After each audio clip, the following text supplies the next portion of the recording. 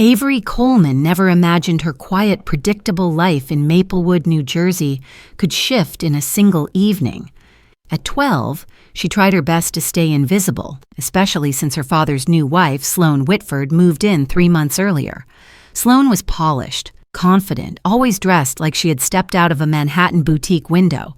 To everyone else, she seemed like the perfect addition to the Coleman family. But Avery felt something colder beneath the surface, something she couldn't explain without sounding dramatic. That night, while her father was still at work, Avery crept downstairs for a glass of water. The house was dim except for a soft light coming from Sloan's office.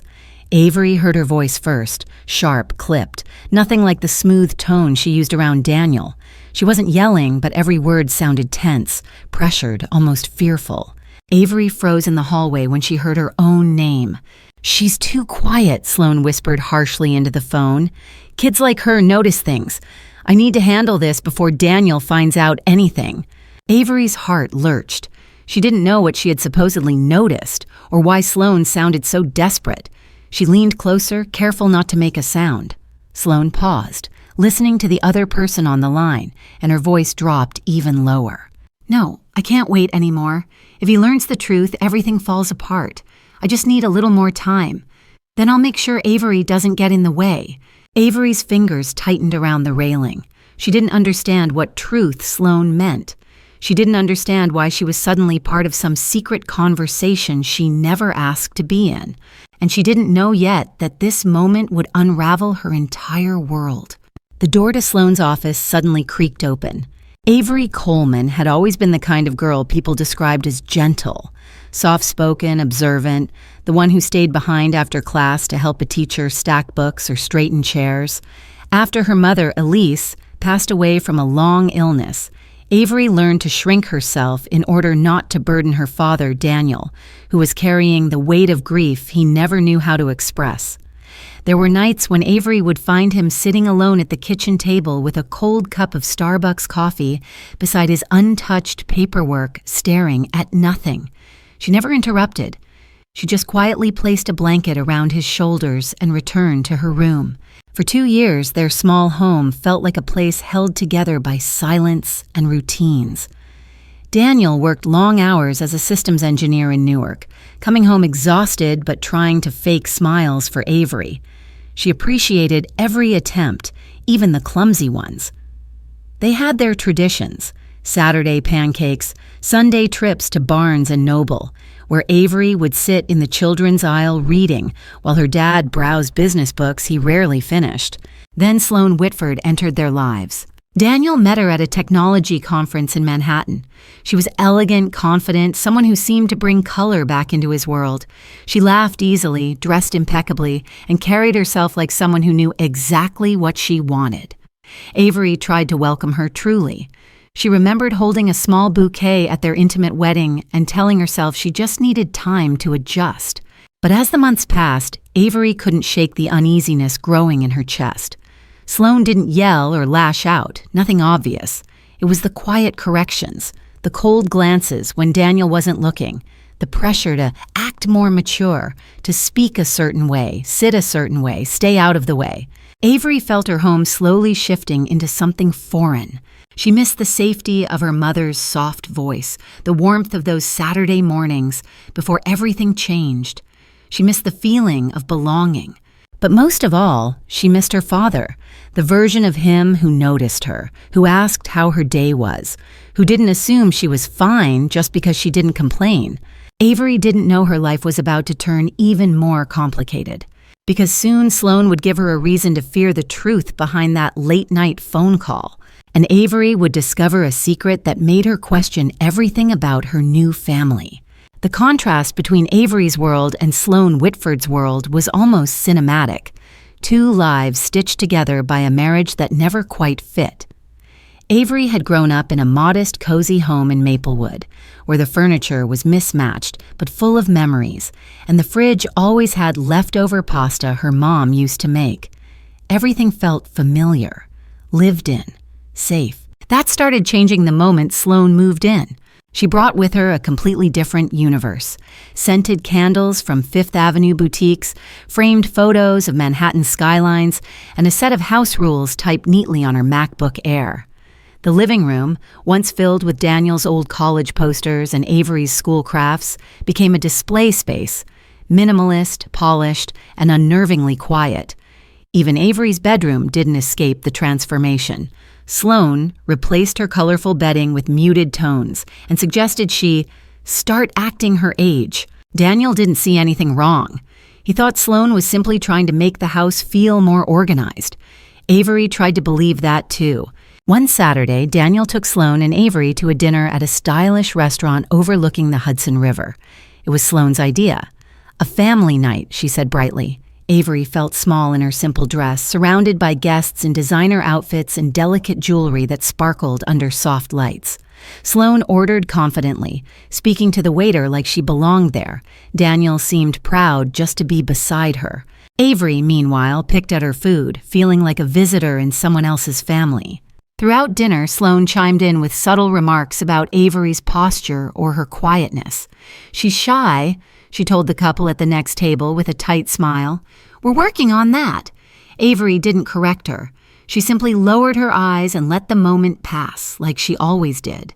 But what unsettled her most wasn't the fancy restaurant or the unfamiliar atmosphere. It was the way Sloan acted when Daniel stepped away to take a phone call. Her smile vanished instantly, replaced with a sharp, cold expression Avery had seen too many times. Sloan leaned in, her voice barely above a whisper. "You need to stop looking at me like you know something." Avery's breath caught.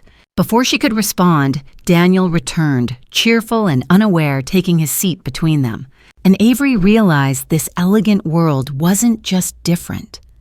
It was a world where Sloan hid something she didn't want anyone to discover. As the weeks passed, the tension inside the Coleman house thickened in ways Avery couldn't name, but could feel in her bones. Sloan Whitford never crossed any line that could be clearly pointed to. Nothing loud, nothing bruising, nothing that left evidence. Instead, she used quiet pressure, an invisible kind of control that wrapped around Avery like a tightening rope. The rules increased. Avery had to follow a strict study schedule, maintain a spotless room, and stop wasting time on childish hobbies. Sloan even rearranged the kitchen pantry and labeled every shelf, reminding Avery each time she reached for a snack, "Things stay where I put them. We don't need chaos here." Daniel believed Sloan was simply bringing order into their lives. He was working longer hours at the tech firm, often returning home too tired to notice the small changes, the shifts in Avery's posture, the hesitation in her voice, the way she flinched when Sloan brushed past her. But someone else noticed. At school, Mrs. Turner, Avery's English teacher, saw her growing distracted. Avery, who used to love creative writing assignments, now turned in short, hollow work. She rarely spoke in class. During lunch one day, Mrs. Turner gently asked if everything was okay at home. Avery forced a smile and nodded. She didn't want to cause trouble. Not for her dad, not for herself. Yet the unease only grew. One Friday afternoon, the school held a community event, inviting families to join. Sloan attended alone, walking in wearing a tailored coat and a confident stride. She spoke with other parents, presenting herself as an attentive stepmother. But Avery saw the flicker in Sloan's eyes each time she looked her way, sharp, watchful, calculating. While helping Mrs. Turner pack up books, Avery overheard two parents whispering nearby. "That woman snapped at Avery in the parking lot last week," one said quietly. "I thought it was strange. The girl looked terrified." Avery froze mid-step. It wasn't just her imagination. Someone else had seen it, seen the side of Sloan that hid beneath the polished surface. That night, Daniel received a phone call from the school. Mrs. Turner expressed her concern, her voice gentle but firm. Daniel listened, confused, then glanced at Avery, who sat silently at the dining table. It was the first time he wondered if something truly might be wrong, and he didn't know it yet. But this small seed of doubt would grow into a storm that would force Sloan to show just how far she was willing to go. The community hall at Maplewood Middle School buzzed with chatter as parents, teachers, and students settled in for the quarterly meeting. It was supposed to be a simple gathering, updates on academics, new programs, a few student presentations. Avery sat quietly in the second row, clutching her notebook, wishing she could disappear into the metal folding chair beneath her.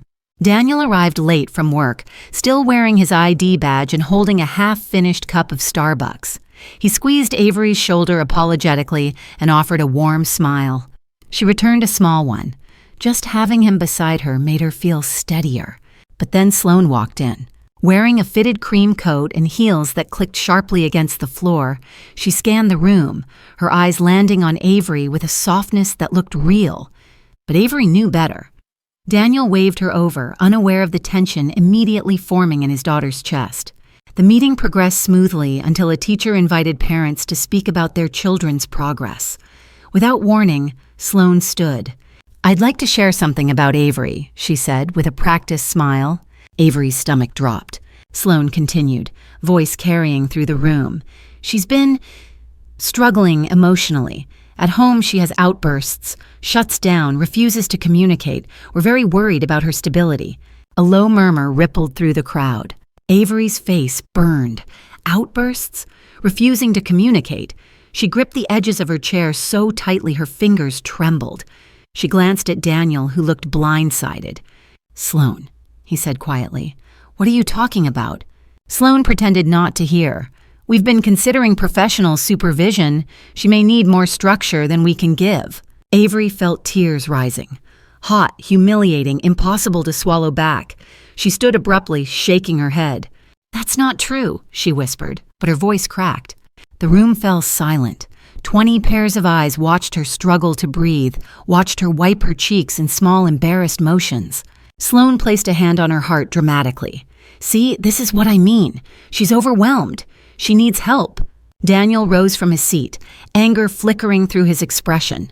Before he could speak, a woman from the audience stepped forward.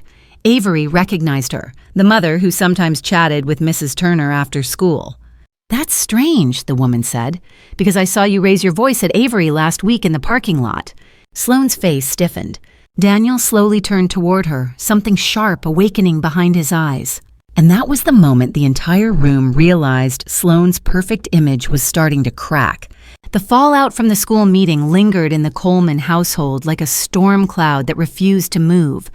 Daniel grew quieter, more observant. Sloan became sharper, more defensive, and Avery, caught in the crossfire, felt the walls closing in. She avoided the living room, tiptoed around the kitchen, and kept her bedroom door locked whenever she could. She knew Sloan was furious about being challenged publicly, and fury made her unpredictable. One evening, Daniel stayed late at work for a project deadline. Avery sat at the dining table doing homework when Sloan approached with a tight smile. "You embarrassed me today," she said softly, too softly. "You made me look like a liar." Avery's pencil slipped from her fingers. "I didn't do anything." Sloan leaned down, her voice barely above a whisper. "You're making this harder on yourself than it needs to be." Avery froze, unable to speak. Sloan straightened, smoothed her blouse, then walked away as if nothing had happened. That night, Avery went to her room and finally took out the notebook she had been filling for weeks. Observations, comments, strange behaviors, dates and times. She didn't know if it mattered, but writing everything down made her feel less powerless, less erased. Across town, Daniel was packing up his MacBook Pro when an email notification appeared from an unknown sender. The subject line read, "You need to know the truth about Sloan Whitford." His stomach tightened. The message was short. "I'm a former employee from the boutique. I can't ignore this anymore. You're in danger of repeating what happened before. Check the attached file." Attached was an audio recording. Daniel hesitated only a moment before putting in his headphones. At first, he heard background noise, rustling, soft footsteps. Then Sloan's voice emerged, cold and clipped. "If Daniel ever finds out what I did, everything falls apart. Keep your mouth shut and stay out of sight until I handle the girl." Daniel's breath caught. The girl, Avery. He replayed it twice just to make sure he wasn't imagining things. His hands shook as he closed the laptop. His entire body felt wired, awake in a way he hadn't been in years. Someone knew something. Someone who wasn't afraid to reach out. Someone who believed Avery. He rushed toward the parking garage, keys in hand, heart pounding.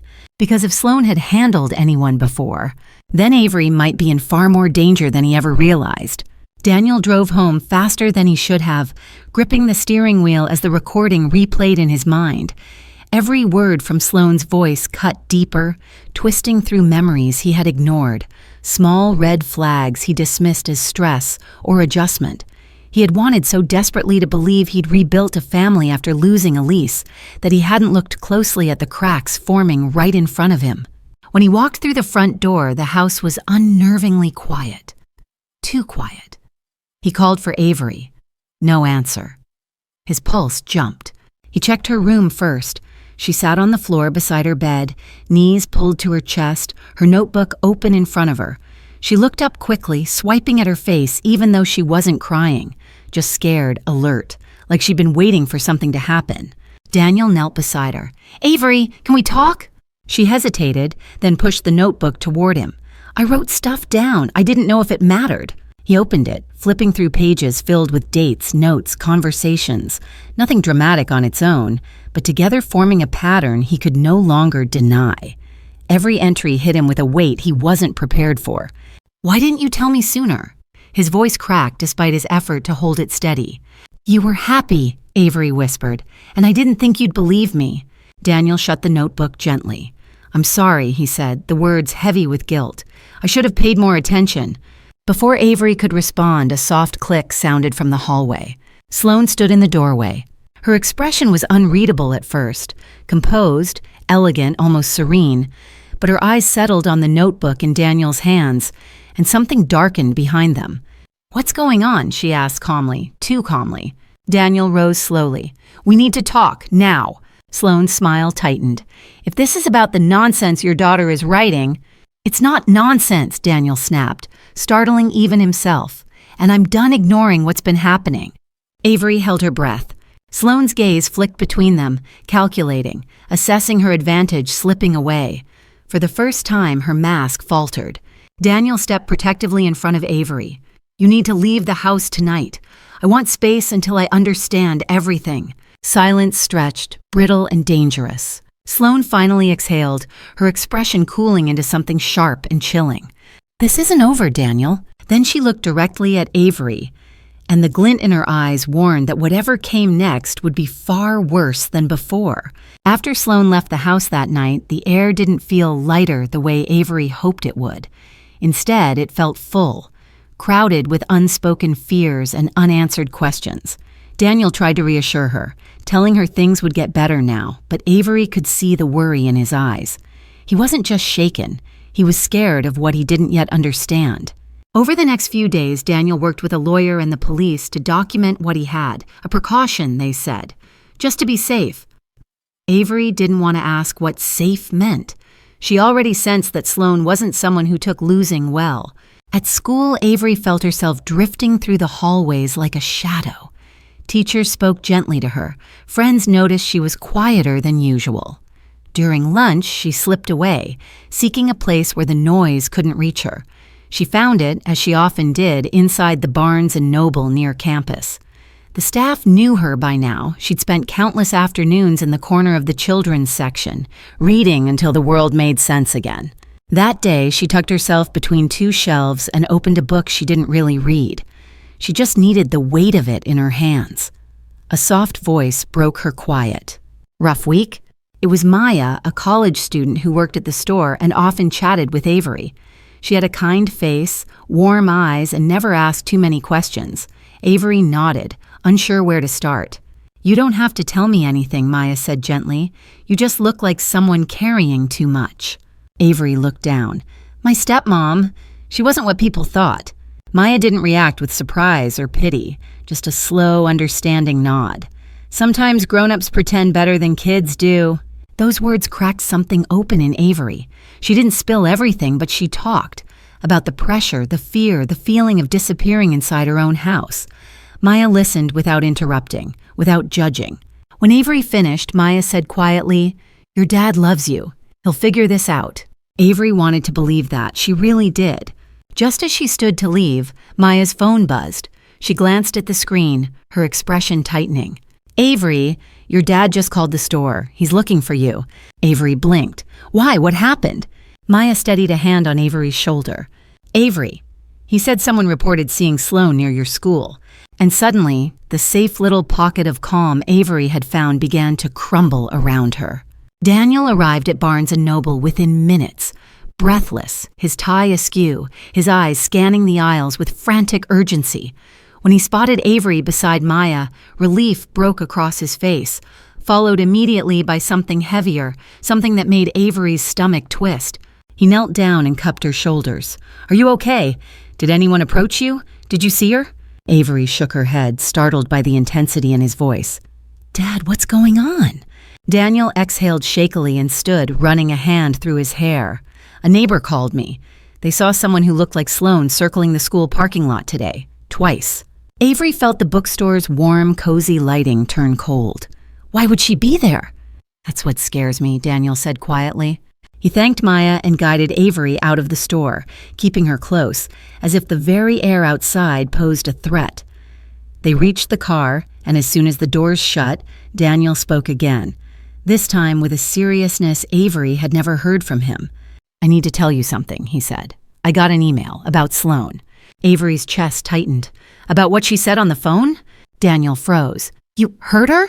Avery nodded, staring at her hands. Weeks ago. She said she needed to handle me before you found out something. Daniel closed his eyes briefly, pained by the realization that his daughter had been living with this fear alone. Avery, I should have seen this sooner, but now I'm listening, and I believe you. He started the car, but instead of driving home, he pulled into a quiet corner of the lot. He reached into his coat pocket and took out a printed transcript of the email message. I think Sloan has secrets from her past, serious ones, and someone who used to work with her sent me proof. He hesitated. Mentioned she might try to fix loose ends. Avery looked up sharply. Loose ends? Dad, that means... I know. His voice was low, steady, but trembling underneath. We're going to the police. Tonight. I won't give her one more chance to get near you. Avery swallowed hard, emotions swirling. Fear, confusion, and a strange flicker of hope that maybe, finally, her dad saw the truth clearly. Daniel put the car in gear. But before he could pull out, his phone buzzed with a new message. A single text from an unknown number. And when Daniel read it, his face went pale because it said only 2 words. Too late. Daniel stared at the text message glowing on his screen, the words too late burning into his mind like a warning delivered from the dark. For several seconds he couldn't move, couldn't think, only feel a cold rush bloom across his chest. Avery watched him anxiously, her fingers gripping the seatbelt as if bracing for impact. Dad, what does it mean? She whispered. Daniel locked the phone and started the engine, trying to steady his breathing. It means she's trying to scare us, but I won't let her, not anymore. He drove straight to the police station, one hand gripping the wheel, the other clenched on his lap. Avery watched him in silence, noticing the tension in his jaw, the way he blinked too often. It was the first time she realized her father wasn't just worried. He was terrified. Inside the precinct, Daniel met with an officer and presented everything: the email, the audio file, Avery's notebook, and the strange text message. Avery sat beside him, her feet not quite touching the floor. She felt small sitting at that big metal desk, but each time the officer asked a question, Daniel turned to her gently, making sure she didn't feel alone. When Avery finished explaining, the officer nodded gravely. You did the right thing coming here. We're opening an official report, and we'll increase patrol around your neighborhood and around Avery's school. Daniel exhaled with relief that came with guilt. I should have believed her sooner. Avery shook her head quickly. You're believing me now. That's what matters. The officer stepped away to make copies of the evidence. In the quiet that followed, Daniel placed his hand over Avery's. I'm so sorry, he said softly. I thought bringing someone new into our lives would help us heal. I didn't see what it was doing to you. Avery looked down at their hands, his warm, steady, and trembling just slightly. I didn't want to make things harder for you. Daniel's throat tightened. You're my daughter. Nothing about you makes my life harder. Not ever. For the first time in months, Avery felt the slightest weight lift off her chest. She leaned into her father's side, and he wrapped an arm around her, holding her close. But the moment of comfort didn't last long. The officer returned with a serious expression. "We've just been informed," he said, "that Sloan's car was seen near your street 2 hours ago." Avery's breath hitched, and Daniel realized the storm they were trying to avoid had already moved closer than either of them imagined. Daniel drove home from the police station with a new level of vigilance, checking the rearview mirror every few seconds. Avery sat pressed against the window, clutching her backpack to her chest. The night outside felt heavier than usual, as if the air itself warned them to stay alert. Streetlights flickered along their neighborhood, each one stretching a thin glow across the pavement like quiet alarms. When they stepped inside the house, Daniel immediately locked the doors and activated the old security system he hadn't used in years. Avery hovered near him, uncertain, sensing a shift. Her father was no longer brushing off danger. He was preparing for it. They began gathering things they might need for a night away: clothes, chargers, paperwork. Daniel planned to take Avery to a trusted friend's house, somewhere safe until police sorted out the situation. But while packing in her room, Avery heard a soft thud from downstairs. Her heart froze. "Dad," she whispered. Daniel appeared instantly in her doorway, finger to his lips. He had heard it too. He led her quietly to the upstairs landing, both of them peering over the railing. The front door was still locked, but the back door? A shadow shifted in the dark kitchen. Daniel's breath caught. "Stay behind me," he murmured. They moved slowly down the stairs. Daniel flipped on the kitchen light. Nothing. Chairs aligned, counters clean, no sign of movement. Avery exhaled shakily. Maybe they imagined it. Maybe fear was twisting ordinary sounds into threats. Then, a voice behind them. "Looking for me?" Avery spun. Sloan stood in the doorway to the living room, her posture chillingly calm, her appearance immaculate despite everything unraveling around her. She held no weapon, no chaos, only a smile that didn't reach her eyes. Daniel stepped in front of Avery immediately. "You can't be here." Sloan tilted her head. "This is still my house, isn't it?" "Not anymore," Daniel said, his voice shaking with restrained fury. "You need to leave, right now." Sloan ignored him, her gaze locking onto Avery. "You've caused quite a mess, haven't you?" Avery's fingers dug into Daniel's sleeve. Daniel squared his shoulders. "I'm calling the police." Sloan's expression flickered, just for a second, before hardening. "You think you understand what's happening? You don't understand anything." Daniel moved to grab his phone. Sloan stepped forward, voice dropping into a dangerously controlled tone. "You're too late, Daniel." A chill ran through Avery, because the look on Sloan's face said she had come tonight with a plan, and they had just walked straight into it. For a moment, the house fell into a silence so sharp Avery could hear her own heartbeat. Sloan stepped farther into the living room, her eyes almost glowing in the dim light. She looked controlled, too controlled, like someone clinging desperately to the last thread of a plan falling apart. Daniel kept Avery behind him, every muscle tense. "Sloan, I'm asking you one last time, leave." Sloan laughed softly, a brittle, humorless sound. "You really think this ends with me walking out the door?" She moved slowly, calculating each step. "Everything I rebuilt after my past fell apart. I'm not losing it again. Not because of some nervous little girl writing in a notebook." Avery flinched. Sloan noticed and smiled. Daniel raised his phone, ready to dial. "You're violating a police order. They already know you were near the school." For the first time, a flicker of unease appeared in Sloan's expression. "People make mistakes," she said, brushing it off, but the confidence in her voice cracked slightly. "I just needed to make sure Avery understood what happens when people twist stories." "You followed her," Daniel said sharply. "She's a child." Sloan's mask slipped further. Children see more than they should, and sometimes they talk too much. Avery felt her father tense. She reached for his hand without thinking. Then another sound, a faint knock at the back door. Sloan stiffened instantly, turning toward the noise. Daniel's eyes widened. "Are you alone?" he demanded. Sloan's silence was answer enough. The knock came again, firmer this time. Avery's breath wavered. Someone else? Someone involved in whatever Sloan was hiding? Daniel moved quickly, guiding Avery behind the kitchen island. "Stay here," he whispered. Sloan stepped toward the back door as if to intercept whatever or whoever was outside. but she hesitated. Her poise faltered. Then the porch light activated. A shadow moved across the frosted glass. But instead of a threatening figure, a clear, authoritative voice called out, "Maplewood Police Department, we need you to step away from the door." Sloan froze, shock rippling across her face. Daniel inhaled sharply, relief mixing with dread. The officers knocked again, more urgently. "We're following up on a report. Open the door." Sloan backed away, eyes wild now, cornered in the very house she once tried to control. Avery watched, heart pounding, realizing the truth. Sloan thought she had orchestrated everything, but someone else had seen her tonight. And the police arriving now meant her entire plan was starting to collapse. The pounding at the back door jolted the entire house into stillness. Avery gripped the edge of the kitchen island, her hands trembling, while Daniel stepped slightly in front of her. Sloan, backed into the center of the living room, looked nothing like the elegant woman who once ran a boutique in Manhattan. Her calm exterior was cracking in real time. "Why are they here?" she whispered, more to herself than to anyone else. Daniel didn't answer. He already understood.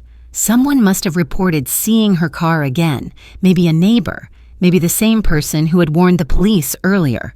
Either way, Sloan's imagined control over the situation was fading fast. The officers knocked again. "Miss Whitford, we need you to open the door." Sloan's breath hitched. She glanced toward the hallway, toward the front door, toward the stairs, toward any possible exit. But the house she once treated like a stage was now a trap closing in around her. At last, she spun toward Daniel, her eyes burning. "You turned them against me," she hissed. Daniel stayed steady. "No, Sloan, you did that to yourself." Sloan took a step closer, ignoring the officers calling her name from outside. "Do you think they'll believe you?" she snapped. "After everything I've built? I took care of this family while you were drowning in grief. I cleaned up your life. I gave you stability. And in return," Daniel said quietly, "you tried to control my daughter." Something inside Sloan snapped. She threatened everything. Avery flinched, not at the volume, but at the admission buried inside the words. The knocking intensified. "Miss Whitford, open the door or we will enter." Sloan's breathing turned jagged. Her eyes darted between Daniel and Avery, and for a fleeting second, a strange sorrow crossed her expression, like she realized she had already lost the battle long before tonight. Then, without warning, she bolted toward the staircase. "Stay here," Daniel ordered, rushing after her. He chased her only halfway before Sloan stopped abruptly at the landing, staring down at him. Gone was the polished, composed exterior. What remained was fear, desperation, and denial. "You don't know what you've done," she whispered. Before Daniel could respond, the back door burst open and two officers stepped inside with flashlights raised. "Sloan Whitford," one called out. "We need you to come down." Sloan didn't move. Avery watched from below, heart hammering, as the officers slowly ascended the stairs. And in that frozen moment, she understood something clearly. Sloan wasn't fighting them anymore. She was fighting the reality that her entire world was about to collapse. The officers stood frozen on the staircase, their calm, steady voices echoing through the hallway as they urged Sloan to come down. Avery watched from below, her heart pounding so hard she could hear it in her ears. The entire house seemed to be holding its breath. Every wall, every shadow, every memory of the months Sloan spent tightening her grip around their lives. Daniel moved cautiously toward the bottom of the stairs, keeping himself between Sloan and Avery. "Sloan," he said, voice controlled, "let this stop here. Don't make this worse for yourself." For a moment, she looked like she might listen. Her shoulders trembled, her eyes flickering with something almost human. Fear, regret, or maybe the realization that all her careful manipulations had dissolved. But just as quickly, her expression hardened again. "You think you're saving her," she whispered, "but you don't know the whole story." Daniel stayed steady. "Then explain it, right now, with police present. That's your chance." Sloan gave a bitter smile. "You wouldn't believe me." But Daniel surprised her. "Try me." The officers remained still, allowing her the opportunity to speak. Avery held her breath as Sloan slowly descended one step, then another. "When I met you," she began, "I thought I could start over. I thought I could fix what I ruined." Her voice wavered slightly. "But then she pointed toward Avery, started looking at me like she saw everything I was hiding. And I panicked. I always panic when I think I'm losing control." Daniel's expression didn't soften, but he listened. For the first time, he truly listened. "There was no plan," Sloan continued. "There was just fear, and I handled it wrong. I always do." She swallowed, dropping her gaze. "I didn't come here tonight to hurt anyone. I just didn't want to disappear." One of the officers stepped closer. "Miss Whitford, we're taking you in for questioning.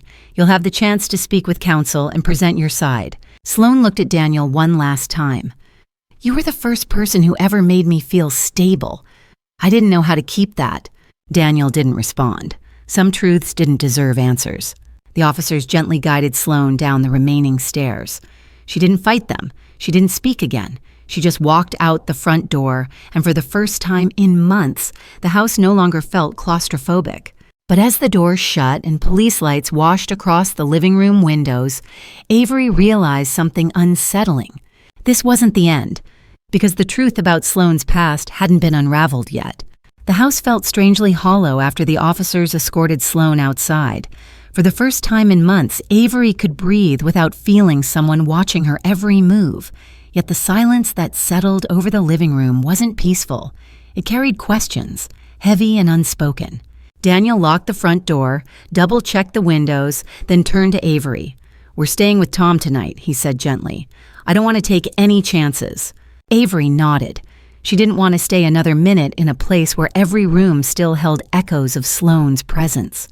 While Daniel packed a small overnight bag for her, Avery wandered into the hallway, drawn toward the faint glow coming from the porch. Police lights flashed blue and red across the walls, steady, rhythmic, strangely comforting.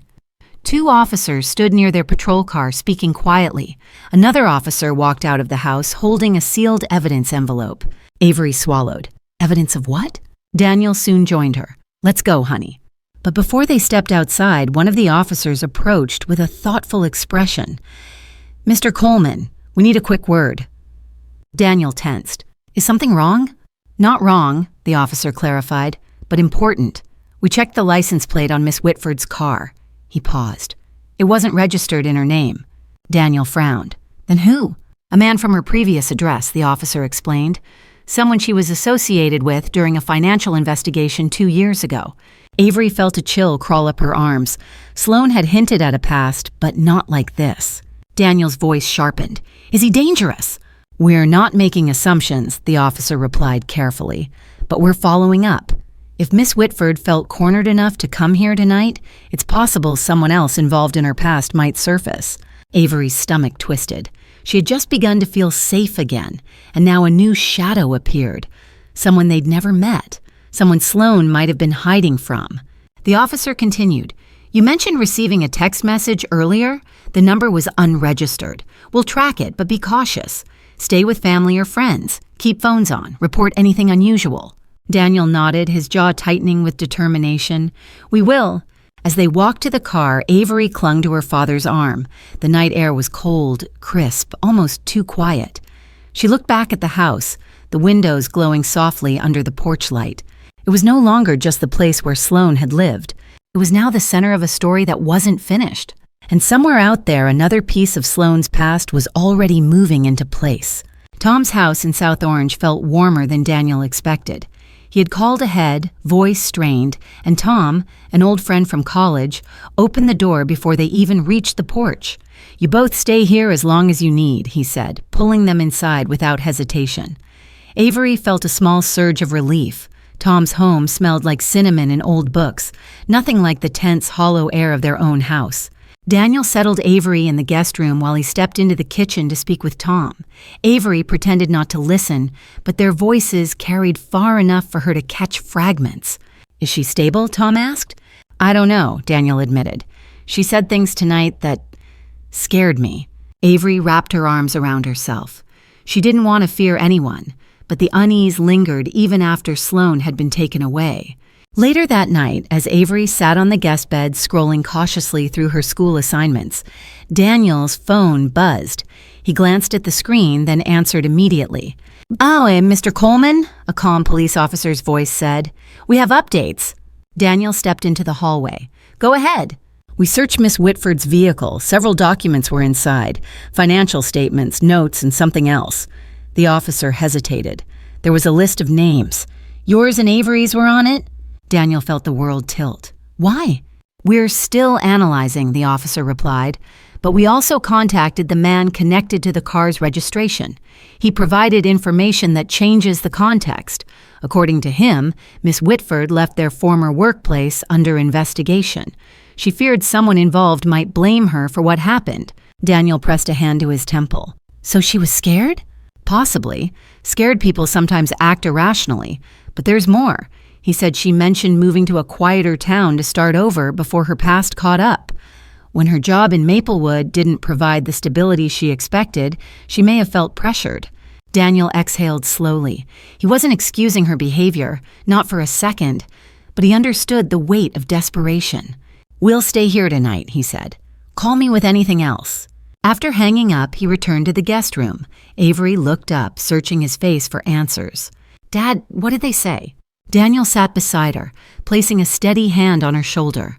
"They're learning more about Sloan's past, things she never told us, things she was afraid of." Avery swallowed. "Does that mean we're safe now?" Daniel hesitated. Only a heartbeat, but Avery felt it. "We're safer than we were," he said gently, "and the police are watching closely." But Avery saw something in his eyes, a sense that the past they were uncovering still had missing pieces, and those pieces weren't done moving yet. Avery barely slept that night. The guest room at Tom's house was comfortable, the blankets soft, the air warm, but her mind refused to settle. Every time she closed her eyes, she saw Sloan standing at the top of the stairs, her expression strained and unhinged. Even knowing Sloan was in custody didn't erase the tightness in Avery's chest. Morning came slowly, a thin stream of light cutting through the curtains. Daniel sat at the edge of the bed, scrolling through messages on his phone. He looked tired, older somehow, like the last few weeks had taken years from him.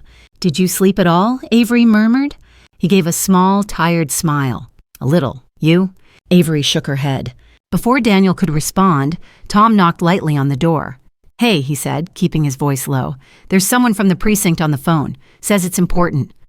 Daniel stood immediately and followed him downstairs. Avery sat up, heart thudding. She strained to hear, voices drifting from the kitchen, words muffled.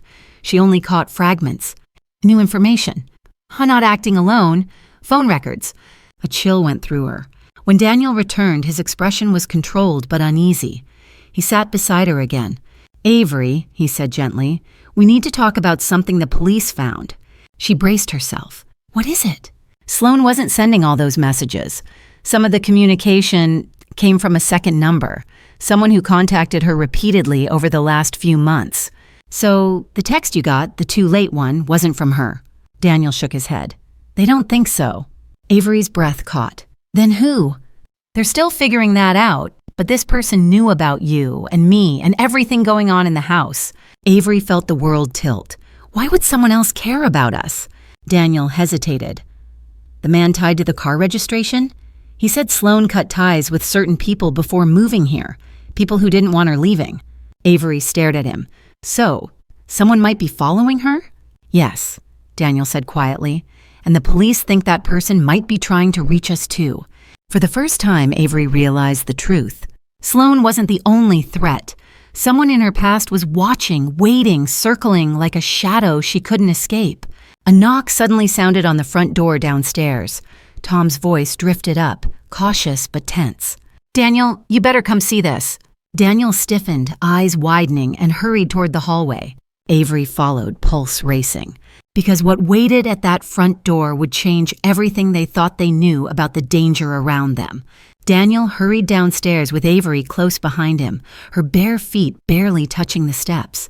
Tom stood at the front door, not opening it yet, just staring at something on the other side of the glass. His face was pale, brows pinched with confusion and unease. "Tom?" Daniel said, approaching slowly. "What is it?" Tom stepped aside. A plain white envelope lay on the doorstep. No name, no return address, just a thin, perfectly folded piece of paper inside, visible through the small, transparent window. Avery felt a cold ripple down her spine. She'd seen handwriting like that before, precise, slanted, almost too neat. Daniel opened the door cautiously and picked up the envelope as if it might burn him. He tore the seal and unfolded the letter. His eyes widened. "What does it say?"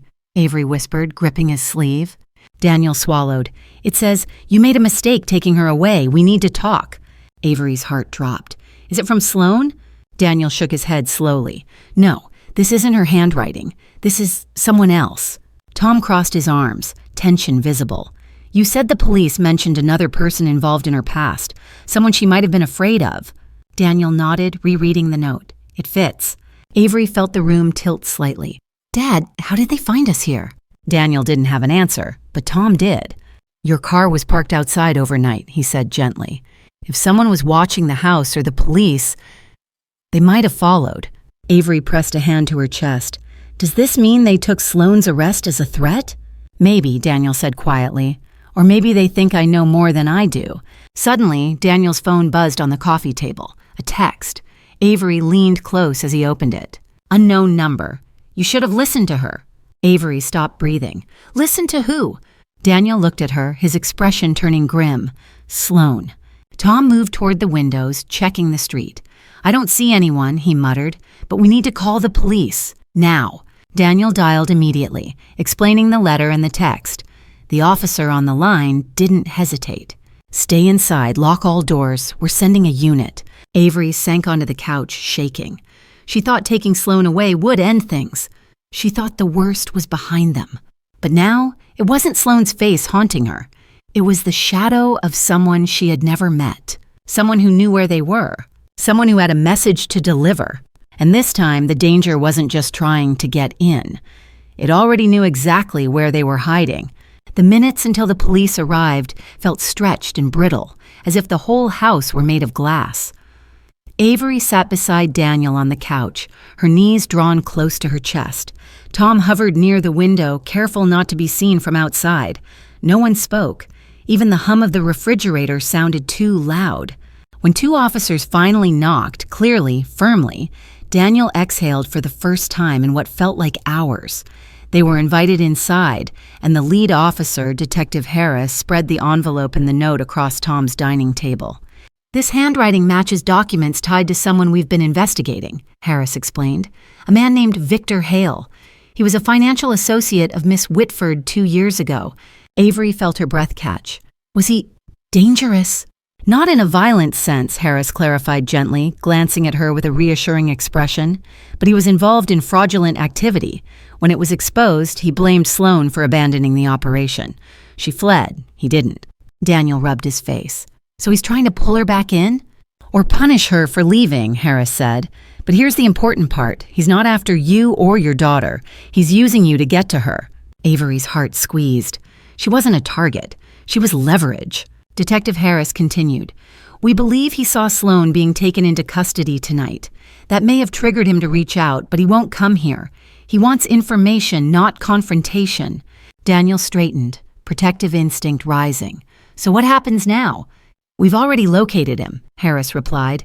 "He was brought in earlier this morning for questioning on a separate matter. He's been in custody since before dawn." A beat of stunned silence fell over the room. Tom blinked. "Wait, so the letter?" "Was delivered yesterday," Harris said. "We checked the timestamp on nearby security cameras. He must have left it before the police picked him up. You weren't in danger tonight, not from him." Avery felt her shoulders loosen, the tension she'd been holding for hours slowly dissolving. Daniel placed a steady arm around her. "So this is over?" Avery asked softly. Harris gave a small, reassuring nod.